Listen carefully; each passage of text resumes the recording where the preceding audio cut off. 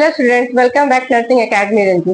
पिछले वीडियो में हम लोगों ने देखा था अपगार स्कोर। अपगार स्कोर होता क्या है, कैसे इसको हम लोग स्कोरिंग करते हैं। तो आज हम लोग देखेंगे कि रिफ्लेक्सेस क्या होता है न्यूबॉर्न के। तो रिफ्लेक्सेस क्या है? Reflexes are automatic, involuntary and instantaneous response to stimuli. मतलब कि रिफ्लेक्सेस क्या होता है? ऑटोमेटिक, इनवॉलेंट्री, जिसको कि हम लोग कंट्रोल नहीं कर सकते हैं, और ये इंस्टेंट रिस्पॉन्स करता है किसी भी प्रकार का कुछ भी स्टिमुलस होने पर। They are essentially rapid, predictable movements or actions that body performs without conscious thought। हमारा बॉडी क्या करता है? रैपिड करता है, बिना सोचे समझे उसके प्रति क्या करता है? वो रिएक्ट करना वो स्टार्ट कर देता है। These responses are crucial for protecting the body from harm and maintaining balance and posture। तो ये जो रिफ्लेक्सेस होता है न्यू बॉर्न में, ये रिफ्लेक्सेस काफी क्रूशियल और इम्पोर्टेंट होता है किसी भी न्यू बॉर्न के सर्वाइवल के लिए और उनके न्यूरोलॉजिकल डेवलपमेंट के लिए। और ये क्या करता है? प्रोटेक्ट करता है हार्म से और मेंटेन करता है बैलेंस एंड पोस्चर। मतलब उसके बॉडी को बैलेंस करने में, पोस्चर मेंटेन करने में भी ये रिफ्लेक्सेस काफी मदद करता है। तो अब हम लोग देखते हैं कि इसके क्या क्या कैरेक्टरिस्टिक्स है रिफ्लेक्सेस के। तो रिफ्लेक्सेस क्या है? फर्स्ट हम लोग देखेंगे ऑटोमेटिक एंड इनवॉलेंट्री। ऑटोमेटिक का मतलब क्या हो गया? वो जिसको कि ऑटोमेटिक रिस्पॉन्स करता है, और इनवॉलेंट्री जिसको कि हम लोग कंट्रोल नहीं कर सकते हैं। तो reflex happen without conscious control and thoughts. Second क्या है हमारा? Rapid and predictable. मतलब कि these are quick way for body to react to stimulus. Body हमारा क्या करता है? ऑटोमेटिक क्या करता है? तुरंत रिस्पॉन्स करता है, क्विक रिस्पॉन्स करता है, with in a second response करता है किसी प्रकार से बाहर से कोई स्टिमुलस दिया जाता है। थर्ड है हमारा प्रोटेक्टिव।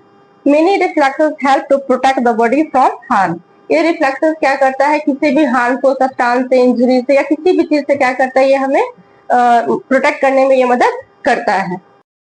तो अब हम लोग देखते हैं कि रिफ्लेक्स आर्क क्या होता है और ये कैसे काम करता है। तो रिफ्लेक्स आर्क क्या है? Reflex occur while neural pathways in the nervous system. तो हमारा जो नर्वस सिस्टम होता है उसके न्यूरल पाथवेज के थ्रू ये काम करता है, उसी को हम लोग रिफ्लेक्स आर्क कहते हैं। अब हम लोग देख रहे हैं कि हाउ डू रिफ्लेक्स वर्क, ये रिफ्लेक्स काम कैसे करता है। तो दिस पाथवेज इन्वॉल्व, कौन कौन से पाथवेज इस पे इन्वॉल्व होते हैं उसको हम लोग देखते हैं। तो सबसे पहला क्या है हमारा? Sensory receptors. It detect stimulus. Sensory receptor क्या करता है? हमारे बॉडी में जितने भी सेंसरी रिसेप्टर्स है वो क्या करता है? किस प्रकार का स्टिमुलस है वो उसको ये क्या करता है? डिटेक्ट करने में, पहचानने में क्या करता है? ये मदद करता है। जैसे किस प्रकार का रिसेप्टर, जैसे हीट है, टच है, पेन है, कोल्ड है, वो किस प्रकार का स्टिमुलस उसको है वो क्या करता है? सेंसरी रिसेप्टर हमें डिटेक्ट करने में मदद करता है। दूसरा है sensory neurons carries the signal from the receptor to the spinal cord. Sensory receptor ने क्या किया? डिटेक्ट किया कि किस प्रकार का स्टिमुलस है वो। उसके बाद क्या करता है? ये सिग्नल को क्या करता है? हमारा सेंसरी न्यूरॉन क्या करता है? कैरीज करता है सिग्नल को, कहां से? रिसेप्टर से कहां ले जाता है? वो स्पाइनल कॉर्ड तक ये पहुंचाने का काम ये करता है। ठीक है। थर्ड है हमारा integration centre. In the spinal cord the signal is processed. Integration centre का मतलब क्या हो गया? जो सेंसरी न्यूरॉन था जो सिग्नल को लेकर गया, वहां क्या करता है? ये कम्युनिकेट करता है, किसको? वो प्रोसेस करता है, सिग्नल को ट्रांसफर करने में क्या करता है? ये मदद करता है। इसी को हम क्या कर रहे हैं? Integration centre. फोर्थ है हमारा मोटर न्यूरॉन्स। मोटर न्यूरॉन्स क्या करता है? Carries the signal from the spinal cord to the muscles. ये जो इंटीग्रेशन सेंटर था, स्पाइनल कॉर्ड क्या किया? इसको ट्रांसफर किया, कहाँ किया गया? Motor neurons. मोटर न्यूरॉन्स क्या करता है? इस सिग्नल को क्या करता है? स्पाइनल कॉर्ड क्या करता है? इमीडिएट क्या करता है? तुरंत क्या करता है? रिस्पॉन्ड करता है, कहाँ? ये मसल्स तक। मतलब ब्रेन तक नहीं जा रहा है, यहाँ क्या हो रहा है? मसल्स से ही क्या हो रहा है? ये मैसेज आ रहा है कि जिस मसल्स को इफेक्ट हुआ है, जहाँ पे वो स्टिमुलस हुआ है, वहां पे क्या करता है? इस मैसेज को इमीडिएट वो कैरी करता है मोटर न्यूरॉन्स के थ्रू। पांचवा है हमारा effector muscles. The muscles response to the signal. Effector muscles का मतलब यहाँ हो गया जिस मसल्स से जहाँ पे स्टिमुलस हुआ है वहां क्या करता है? वहां का मसल्स क्या करता है? इमीडिएट रिस्पॉन्ड करता है। अगर पेन है या किसी प्रकार का चुभ गया तो क्या करता है? इमीडिएट रिस्पॉन्स करता है हमारा वहां का मसल्स। क्या उसको हटाना है, रिमूव करना है या कॉन्ट्रैक्ट करना है, इमीडिएट एक्शन वो लेता है विद इन अ सेकेंड। उसी क्या हो गया? हमारा इफेक्टर मसल्स हो गया। अब है हमारा सिक्स क्या है, ब्रेन इन्वॉल्वमेंट। लास्ट में क्या होता है हमारा, इसमें ब्रेन भी इन्वॉल्व होता है। पहले मसल्स रिस्पॉन्ड करता है, उसके बाद नेक्स्ट ये मैसेज हमारे ब्रेन तक भी जाता है। तो इसमें क्या होता है, when reflex is happening quickly and automatically the signal is also send to the brain. ये लास्ट में क्या होता है, जब हमारा मसल रिस्पॉन्ड कर देता है उस स्टिमुलस के, तो उसके बाद क्या होता है, ये सिग्नल कहाँ जाता है, हमारे ब्रेन तक भी ये जाता है। allowing for consciousness, awareness and potential for further voluntary action. ये किस लिए जाता है कि अब पेन हो गया है कि चुभ गया है, तब कैसे उसको क्या करना है, उसको वॉलंटरी एक्शन लेने के लिए ये क्या करता है, ये फर्दर ये ब्रेन तक मैसेज ये जाता है कि हमारा बॉडी को क्या मतलब कि कैसे उसको अब हमें प्रोटेक्ट करना है, या जो इंजरी हो गया है उसको कैसे हमें ठीक करना है। तो हम लोगों ने देख लिया कि रिफ्लेक्सेस आर क्या होता है, इसका पाथवेज। अब हम लोग देखते हैं कि कितने प्रकार का रिफ्लेक्सेस होता है। हम लोगों ने देखा कि सिग्नल था मसल्स तक जाता है और मसल्स क्या करता है, रिस्पॉन्ड करता है। उसके बाद जो मैसेज होता है वो हमारे ब्रेन तक भी जाता है, इसमें ब्रेन भी इन्वॉल्व होता है। तो सिक्स क्या है हमारा, brain involvement. When reflex is happening quickly and automatically the signal is also send to the brain. जब हमारा जो मसल होता है रिस्पॉन्ड करता है क्विकली, तो उसके बाद क्या होता है, ये मैसेज जो है हमारे ब्रेन तक भी जाता है। किससे जाता है, allowing for conscious awareness and potential for further voluntary action. जो इंजरी हो गया है या इंज्योर हो गया है वो पार्ट, उसको कैसे हमें रिकवर करना है, कैसे उसे ठीक करना है, तो इसलिए क्या करता है हमारा ब्रेन फिर वॉलंटरी एक्शन के लिए मैसेज वो सिग्नल वो सेंड करता है। तो हम लोगों ने देख लिया कि ये रिफ्लेक्स आर्म कैसे ये काम करता है। अब हम लोग देखते हैं कि रिफ्लेक्सेस कितने प्रकार का होता है। तो रिफ्लेक्सेस कितने प्रकार का होता है, ये two types of reflexes. First क्या है हमारा, प्रिमिटिव रिफ्लेक्स, जिसको कि इन्फेंट या न्यूबॉर्न रिफ्लेक्स भी कहते हैं। सेकेंड है हमारा प्रोटेक्टिव रिफ्लेक्स। तो दोनों जो रिफ्लेक्स होता है, प्रिमिटिव एंड प्रोटेक्टिव रिफ्लेक्स, दोनों ही क्या होता है, न्यूबॉर्न के लिए बहुत ही इंपॉर्टेंट होता है, क्योंकि ये क्या करता है, रिफ्लेक्स इन्फेंट को सर्वाइव करने में और इंजुरी से से प्रोटेक्ट करने में ये मदद करता है। इसलिए दोनों रिफ्लेक्सेस क्या होता है, न्यूबॉर्न के लिए काफी क्रूशियल है और इम्पोर्टेंट है। तो अब हम लोग देखते हैं कि प्रिमिटिव रिफ्लेक्स क्या होता है। तो these reflexes present at birth time and controlled by brain stem। ये जो रिफ्लेक्सेस होता है, प्रिमिटिव रिफ्लेक्सेस बाय बॉर्न, मतलब जैसे ही बच्चे का जन्म होता है उस समय से ही ये रिफ्लेक्सेस क्या होता है, प्रेजेंट होता है। और कंट्रोल कैसे होता है, ये हमारा ब्रेन स्टेम के द्वारा ये कंट्रोल होता है। They originate in the central nervous system and usually disappear the body matures and brain develops। ये क्या होता है, जो ये प्रिमिटिव रिफ्लेक्स होता है, ये क्या होता है, न्यूबॉर्न का कुछ समय के बाद ये क्या होता है, ये डिसअपियर हो जाता है। जैसे ही हमारा ब्रेन क्या होता है, मेच्योर हो जाता है, डेवलप कर जाता है हमारा न्यूरॉन्स, तो वो क्या करता है, धीरे धीरे क्या होता है, जो प्रिमिटिव रिफ्लेक्स वो समय के साथ साथ जैसे बच्चे का एज होता है वैसे ही क्या होता है, वो डिसअपियर हो जाता है।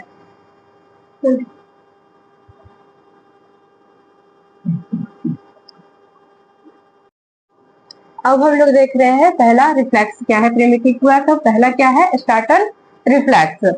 It response to sudden movement और loud noise causing the infant to extend their arms and legs before bringing them back इन।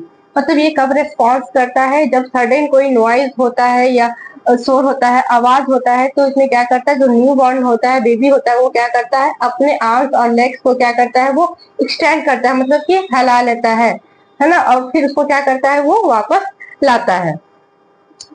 तो ये रिफ्लेक्स जो है, this reflex last until the baby is about 4 to 6 month. ये reflex लगभग तब baby जो है 4 से 6 मंथ का होता है, तब तक क्या होता है, ये डिसअपियर हो जाता है। सेकेंड है हमारा क्या, routing reflex. occurs when a corner of the infant mouth is touched, causing them to turn their head and open their mouth। इसमें क्या होता है, रिफ्टिंग रिफ्लेक्स, मतलब बच्चे का जो माउथ के जो कॉर्नर पर जैसे ही फिंगर या किस प्रकार का स्टिमुलस दिया जाता है, टच होता है, तो बेबी क्या करता है, न्यूबॉर्न बेबी क्या करता है, अपने माउथ को ओपन करता है। उसको लगता है कि मतलब कि कुछ भी उसको ब्रेस्ट फीडिंग मिल रहा है या बॉटल मिल रहा है उसको पीने के लिए। तो ये भी कब डिसअपियर हो जाता है, it disappear at the 3 to 4 month. मतलब डिसअपियरेंस का जो होता है स्टार्ट हो जाता है 3 से 4 मंथ में, और ये लगभग 1 साल का जब बेबी होता है तो ये कम्प्लीटली डिसअपियर हो जाता है। थर्ड है हमारा sucking reflex triggered by placing something in the infant's mouth causing them to suck rhythmically। जब बच्चे का माउथ में दिया जाता है सक करने के लिए तो बच्चा क्या करता है, ऑटोमेटिक क्या करता है, रिदमेटिकली मतलब कंटिन्यूअस क्या करता है, बच्चा सक करना क्या करता है, स्टार्ट कर देता है। उसी को हम लोग क्या कहते हैं, सकिंग रिफ्लैक्स। ये डिसअपियर कब स्टार्ट हो जाता है, जब बेबी डिसअपियर स्टार्ट हो जाता है जब बेबी 4 मंथ का हो जाता है, और कम्प्लीटली ये डिसअपियर हो जाता है अराउंड 1 ईयर्स का इनफैक्ट जब हो जाता है तो ये डिसअपियर हो जाता है। अब हम लोग देखते हैं पाल्मर ग्राफ्स रिफ्लैक्स।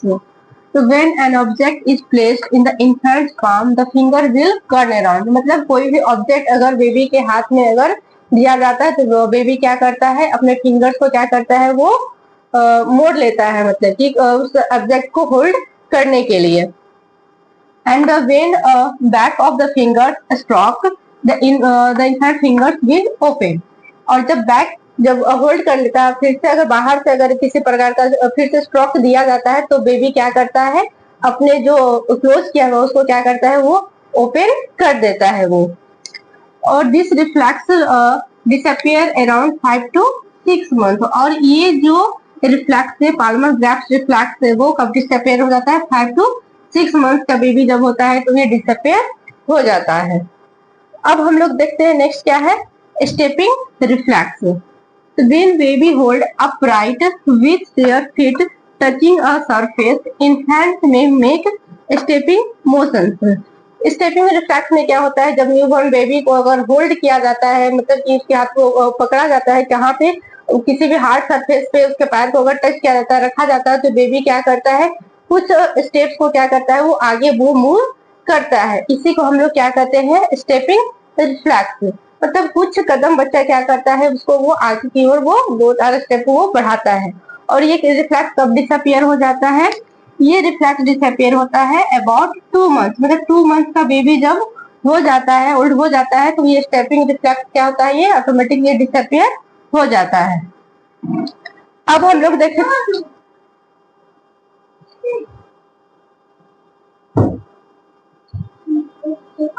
देखते हैं asymmetric tonic neck reflex।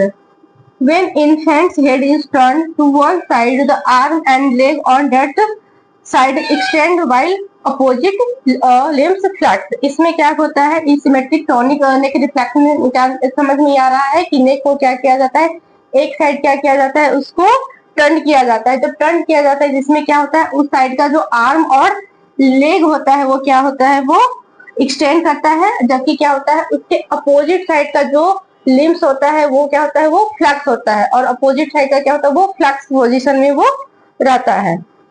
ये this reflex last until the baby is 5 to 7 month. जब 5 से 7 महीने का बेबी हो जाता है तो ये क्या होता है, ये डिसअपियर हो जाता है। अब हम लोग देखते हैं पाल्मर ग्राफ्स रिफ्लैक्स।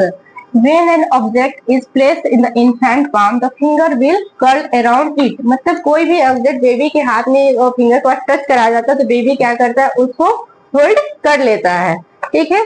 और when back of the finger stroke, the finger will open। और जैसे होल्ड कर लेता है, और जब हम बेबी को बाहर से हम स्ट्रोक करते हैं, स्टिमुलस देते हैं, तो बेबी क्या करता है, अपने फिंगर्स को क्या करता है, वो ओपन कर लेता है, ठीक है। This reflex disappear at 5 to 6 months old. जब बेबी क्या होता है, 5 से 6 महीने ओल्ड हो जाता है तो ये रिफ्लैक्स क्या होता है, ये डिसअपियर हो जाता है। अब हम लोग देखते हैं stepping reflex. When a baby hold upright with their feet touching a surface, infant may make a stepping motion। इस नाम से समझ में आ रहा है कि स्टेपिंग रिफ्लैक्स। स्टेप मतलब कि जब न्यूबॉर्न बेबी को अपराइट पोजीशन में उसको होल्ड किया जाता है किसी भी हार्ड फॉर्म सरफेस पे, तो बेबी क्या करता है, ऑटोमेटिक कुछ स्टेप वो आगे बढ़ाता है, लगता है कि बेबी क्या कर रहा है, वो चल रहा है। इसी को हम लोग क्या कहते हैं, stepping reflex. This reflex last about 2 month. जब बेबी 2 मंथ ओल्ड हो जाता है तो ये स्टेपिंग रिफ्लैक्स भी क्या होता है, ऑटोमेटिक डिसअपियर हो जाता है। नेक्स्ट है हमारा asymmetric tonic neck reflex. When the infant's head is turned to one side, the arm and leg on that side extend। इसमें क्या होता है, बेबी का जो हेड जो एक साइड जब टर्न करते हैं तो इसमें क्या होता है, उस साइड का जो आर्म और लेग होता है क्या होता है, वो एक्सटेंड कर लेता है, मतलब वो फैला लेता है बेबी, जिस साइड हम बेबी का हेड हम टर्न कर रहे हैं। और अपोजिट साइड का लिम्स क्या होता है, वो फ्लैक्स कर लेता है, मतलब कि वो मोड़ लेता है उस अपोजिट साइड का, ठीक है। This reflex last until the baby is 5 to 7 months old. ये रिफ्लेक्स भी डिसअपियर कब हो जाता है, जब बेबी 5 से 7 मंथ का ओल्ड हो जाता है, तो ये रिफ्लेक्स भी क्या होता है, डिसअपियर हो जाता है। हम लोग देख रहे हैं Moro reflex. In this reflex new born baby is semi sitting position 45 degree. इसमें क्या हो रहा है, न्यूबॉर्न बेबी जो है कितने डिग्री पे है, semi sitting position 45 degree angle. Then sudden baby through at 30 degree angle. फिर क्या होता है, बेबी को हम लोग छोड़ देते हैं कितने डिग्री पे, 30 डिग्री एंगल पे, और नीचे से हम लोग क्या करते हैं, देन बेबी आर्म क्या होता है, सडन एब्डक्ट एंड एक्सटेंड, और नीचे छोड़ देते हैं और 30 डिग्री पे उसको क्या करते हैं हम लोग, होल्ड कर लेते हैं। जब होल्ड करते हैं तो हम लोग देखते हैं बेबी का जो आर्म्स होता है वो सडन क्या करता है, एक्सटेंड एंड अब्डक्ट करता है। Fingers and thumbs look C shape. इसमें फिंगर्स और थंब क्या होता है, सी शेप का वो दिखता है, ठीक है। It disappears at 5 to 6 month. और ये कब डिसअपियर हो जाता है, 5 to 6 मंथ एज में बेबी का क्या होता है, मोरो रिफ्लेक्स डिसअपियर हो जाता है। नेक्स्ट हम लोग देखते हैं बेबीज के reflex. Lateral aspect of babies foot sole stimulate from blunt object. इसमें क्या होता है, बेबी का जो सोल का जो होता है क्या, लेटरल एस्पेक्ट को क्या करते हैं हम लोग, स्टिमुलेट किया जाता है किसी से, ब्लंट ऑब्जेक्ट से थ्रू स्ट्रोक किया जाता है। तो उस कंडीशंस में क्या होता है, baby toe dorsi flex and fingers are hyper flex. इसमें टो क्या होता है, डॉर्सी फ्लैक्स हो जाता है, और फिंगर्स क्या होता है, हाइपर फ्लैक्स हो जाता है, मतलब फिंगर्स पीछे की ओर क्या होता है, वो पूरी तरह से फ्लैक्स कर जाता है। इसी को हम लोग क्या बोल रहे हैं, पेरेंट्स के reflex. It disappears in 6 month. ये क्या होता है, 6 मंथ में डिसअपियर हो जाता है न्यूबॉर्न का। But it may be seen in 1 year. लेकिन ये क्या होता है, ये रिफ्लेक्स 1 साल के बच्चों में भी देखा जाता है। क्यों, ड्यू टू इनकम्प्लीट माइलिनेशन। जो नर्वस सिस्टम का जो माइलिनेशन होता है, मैचुरेशन जो होता है नर्वस सिस्टम का, वो नहीं हो पाता है, जिसके कारण क्या होता है, बेबीज के रिफ्लेक्स को 1 साल तक के बच्चों में भी देखा जाता है। अब हम लोग देख रहे हैं नेक्स्ट प्लांटर रिफ्लेक्स। इसको की निगेटिव वेवेंस के रिफ्लेक्स भी कहते हैं। इसमें क्या होता है, stimulate outer aspect of baby sole. इसमें क्या होता है, बेबी का जो आउटर एस्पेक्ट होता है उसको स्टिमुलेट किया जाता है। इसमें toes and fingers downward curl. इसमें क्या होता है, बेबी का जो सोल का जो फिंगर होता है वो क्या होता है, नीचे की ओर क्या होता है, वो मुड़ जाता है, वो कर्ल हो जाता है। इसी को हम लोग प्लांटर रिफ्लेक्स कहते हैं। It disappear at 6 month of age। ये कब डिसअपियर होना स्टार्ट हो जाता है, 6 मंथ एज में डिसअपियर होना स्टार्ट हो जाता है। और ये किसी बच्चे में क्या होता है, 1 साल में भी डिसअपियर होता है। क्यों, क्योंकि due to incomplete myelination of axon का जो माइलिनेशन होता है वो लेट से होने के कारण ये 1 साल तक ये रिफ्लेक्स होता है। नेक्स्ट है exclusion reflex. A newborn excludes any substance that is placed on the anterior portion of the tongue। मतलब न्यूबॉर्न बेबी के जब एंटेरियर मतलब जीभ के आगे के पोर्शन पे अगर कुछ भी अगर ऑब्जेक्ट को रखा जाता है तो बेबी क्या करता है, उसको क्या करता है, उसको बाहर की ओर उसको फेंक देता है ना, उसको स्वेलो वो नहीं करता है। It prevents the swallowing of इनएडिबल substance. अगर कुछ इस तरह सब्सटेंस रहता है तो वो अपने माउथ से क्या करता है, उसको एक्सपेल बाहर की ओर वो कर देता है। It usually disappear at 4 to 6 month of age. ये क्या होता है, यूजुअली 4 से 6 महीने एज में मंथ में क्या होता है, बेबी का ये डिसअपियर हो जाता है। तो अभी तक हम लोगों ने देखा कि प्रिमिटिव रिफ्लेक्स तो क्या होता है और उसके टाइप्स के बारे में। अब हम लोग देखेंगे कि प्रोटेक्टिव रिफ्लेक्स क्या होता है।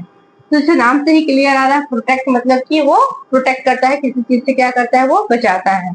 तो प्रोटेक्टिव रिफ्लेक्स में क्या होता है, it refers to automatic involuntary movement. इसमें भी क्या हो रहा है, ऑटोमेटिक और इनवॉलेंट्री मूवमेंट हो रहा है, लेकिन to response that help to protect the body from harm और इंजुरी। लेकिन ये क्या कर रहा है, बॉडी को हार्म और इंजुरी से क्या कर रहा है, ये प्रोटेक्ट करने में मदद कर रहा है। These reflexes are present from birth and continue throughout life, playing crucial role in survival and safety।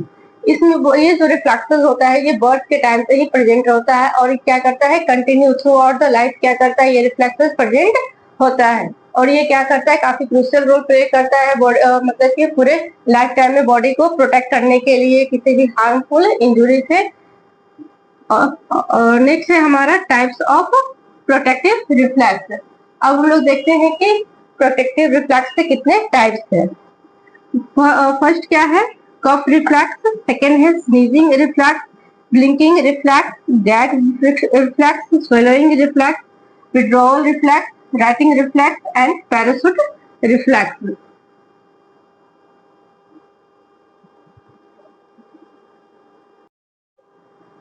तो हम लोगों ने देखा था प्रिमिटिव रिफ्लेक्स क्या होता है, उसके टाइप्स। अब हम लोग नेक्स्ट सेकेंड टाइप इसका देखेंगे, प्रोटेक्टिव रिफ्लेक्स। जैसे कि नाम से ही क्लियर है, प्रोटेक्टिव मतलब कि प्रोटेक्ट करना, किसी चीज से बचाना। It refers to the automatic involuntary movement to response that help to protect the body from harm और इंजरी। ये क्या करता है, ये भी क्या हो रहा है, हमारा ऑटोमेटिक और इनवॉलेंटरी रेस्पॉन्स शो कर रहा है। किस चीज के लिए शो कर रहा है, ये to protect the body from harm. तो किसी चीज से बॉडी को क्या कर रहा है, ये प्रोटेक्ट कर रहा है किसी हार्म से या किसी इंजुरी से। These reflexes are present from birth and continue throughout life. ये जो रिफ्लेक्सेस होता है बर्थ के टाइम से प्रेजेंट रहता है और कंटिन्यू अब तक रहता है, जब तक हमारा लाइफ हो रहता है। और playing crucial role in survival and safety. ये क्या करता है, हमारे बॉडी को किसी भी हार्मफुल इंजुरी से, किसी चोट से क्या कर रहा है, ये हमें बचा करके रखता है। अब इसका टाइप्स देखेंगे, टाइप्स ऑफ प्रोटेक्टिव रिफ्लेक्स कितने प्रकार का ये होता है। Cough reflex, sneezing reflex, blinking reflex, gag reflex, swallowing reflex, withdrawal reflex, righting reflex and parachute reflex. अभी सारे रिफ्लेक्सेस को हम लोग एक एक करके इनके डिटेल्स में हम देखेंगे।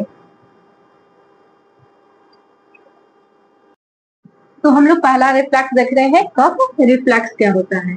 तो it irritate the lower pathway of respiratory system. हमारा जो रेस्पिरेटरी सिस्टम का जो लोअर पाथवे होता है, वहां क्या जाता है, किसी प्रकार का स्टिमुलस जाता है और लोअर पाथवे रेस्पिरेटरी सिस्टम को वो स्टिमुलेट करता है। तो वो क्या करता है, कफिंग रिफ्लेक्स क्या करता है, उसको टू एक्सपेल द इरिटेट। जो इरिटेट अंदर गया है, जो बाहर का पार्टिकल्स अंदर गया है, लोअर रेस्पिरेटरी सिस्टम में गया है, वो क्या रिफ्लेक्स क्या करता है, उसको बाहर की ओर निकाल देता है। दूसरा क्या है, sneezing reflex, irritate the upper pathway of respiratory system. Sneezing में क्या हो रहा है, हमारा अपर मतलब रेस्पिरेटरी सिस्टम का अपर जो पाथवे हो रहा है, उसको क्या कर रहा है, वो इरिटेट कर रहा है। तो स्नीजिंग क्या करता है, स्नीजिंग के द्वारा क्या करता है, हमारा जो नेजल पैसेज होता है, पैसेज को क्लियर करता है। जो भी डस्ट या बाहर का जो पार्टिकल्स गया है, उसको क्या करता है, स्नीजिंग के द्वारा उसको बाहर एक्सपेल कर देता है। थर्ड वन है हमारा blinking reflex. The babies eye rapidly close when exposed to bright light. मतलब इसमें क्या होता है, जब न्यूबॉर्न बेबी का एक्सपोज होता है किसी ब्राइट लाइट से सडन ऑफ, तो बेबी क्या करता है, अपने आंख को क्या करता है, वो ब्लिंक कर लेता है, मतलब कि पलक को वो झपका लेता है। और when objects are move near their eyes protecting them injury. अगर कोई भी ऑब्जेक्ट बच्चे के आंख के पास से क्लोज होकर के क्रॉस करता है, तो उस केस में भी क्या करता है, सिचुएशन में बेबी अपने आंख को क्लोजली क्या कर लेता है, वो बंद कर लेता है। और किस चीज के लिए, to protect from the injury, अपने आप को। अब हम लोग देख रहे हैं विड्रॉल रिफ्लेक्स। जैसे कि नाम से ही क्लियर हो रहा है, विड्रॉ मतलब किसी चीज से, जगह से अपने आप को रिमूव कर लेना। इसको also known as flexion reflex, इसको फ्लैक्शन रिफ्लेक्स भी कहते हैं।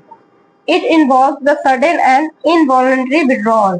इसमें क्या हो रहा है, सडन और इनवॉलंटरी विड्रॉल हो रहा है of a limb from the source of pain. अगर कहीं भी पेन का सोर्स है या कुछ इस तरह का सब्सटेंस है, पेनफुल बॉडी को जो कर रहा है, पेन कर रहा है, उस जगह से क्या कर रहा है, बॉडी पार्ट क्या करता है, अपने आप को विड्रॉ कर ले रहा है, यानी रिमूव कर रहा है। अब हम लोग देख रहे हैं गैग रिफ्लेक्स।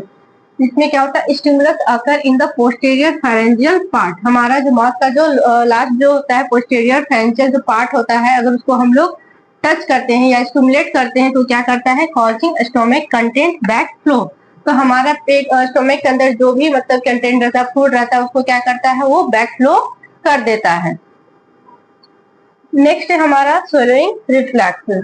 ये क्या है, it is a complex involuntary action. ये क्या है, कॉम्प्लेक्स और इनवॉलेंटरी एक्शन है, जो क्या कर रहा है, that propels food liquid from oral cavity to the stomach. इसमें swallowing रिफ्लेक्स में क्या हो रहा है, जो भी फूड ले रहे हैं या लिक्विड है या हमारे माउथ के अंदर जो भी सलाइवा है, वो क्या कर रहा है, वो माउथ एसोफेगस मतलब कंटिन्यू प्रोसेस के थ्रू कहाँ जा रहा है, वो हमारे स्टोमक में जा रहा है। इसी को हम लोग क्या कर रहे हैं, swallowing रिफ्लेक्स।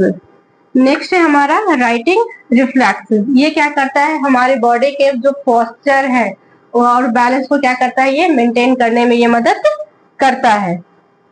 नेक्स्ट है हमारा parachute reflexes. When held in mid air and lowered quickly the इनफैंट। इसमें क्या होता है, जब बच्चे को हवा में जब हम लोग लेते हैं और क्या करते हैं, लोअर्ड क्विकली, उसको क्या करते हैं, सडन क्या करते हैं, उसको हम लोग जब छोड़ देते हैं तो उस कंडीशन में क्या करता है, बच्चे का जो लिम्स वगैरह होता है will extend their arms and legs. अपने आर्म्स और लेग्स को क्या करता है, सडन ऑफ क्या करते हुए एक्सटेंड कर लेता है।